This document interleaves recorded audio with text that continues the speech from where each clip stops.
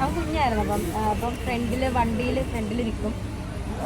അപ്പോൾ സുധിച്ചേട്ടൻ ഇങ്ങനെ വണ്ടി ഓടിക്കും, ഞാൻ ബാക്കിൽ നിന്നിട്ട് അപ്പം നമ്മളിങ്ങനെ പാടിക്കൊണ്ട് പോകുമ്പോൾ സുധിച്ചേട്ടൻ ഇങ്ങനെ പഠിപ്പിച്ചു കൊടുക്കുമായിരുന്നു. കാരണം കിച്ചുവിൻ്റെ ചെറുപ്പത്തിൽ ഞാൻ വന്ന സമയത്ത് അവന് 13 വയസ്സുള്ളപ്പോഴാണ് ഞാൻ വരുന്നത്. സുധിച്ചേട്ടൻ എന്നെ കല്യാണം കഴിക്കുന്നത്. അപ്പം കിച്ചുവിനെ പാടി ഉറക്കും. സുധിച്ചേട്ടൻ ഈ പാട്ട് കുഞ്ഞിലെ തൊട്ട് പാടി ഉറക്കണം. എന്നോട് പറഞ്ഞാൽ നമുക്ക് ഋതപ്പനെ ഇങ്ങനെ തന്നെ പാടി ഉറക്കണം, പാട്ട് പാടി ഉറക്കണം. എനിക്കത് പാടാൻ അറിയത്തില്ല. രണ്ടിലെ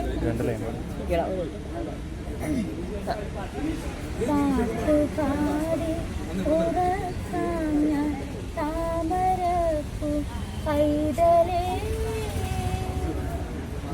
കേട്ടു കേട്ടു നീ ഉറങ്ങിൻ കരളിൻ്റെ കാവലേ, കരളിൻ്റെ കാതലേ.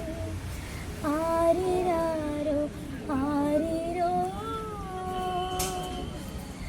ആരിരാരോ ചാരിരോ ആരിരാരോ രാരിരോ രാരിരാരിരാരിരോ.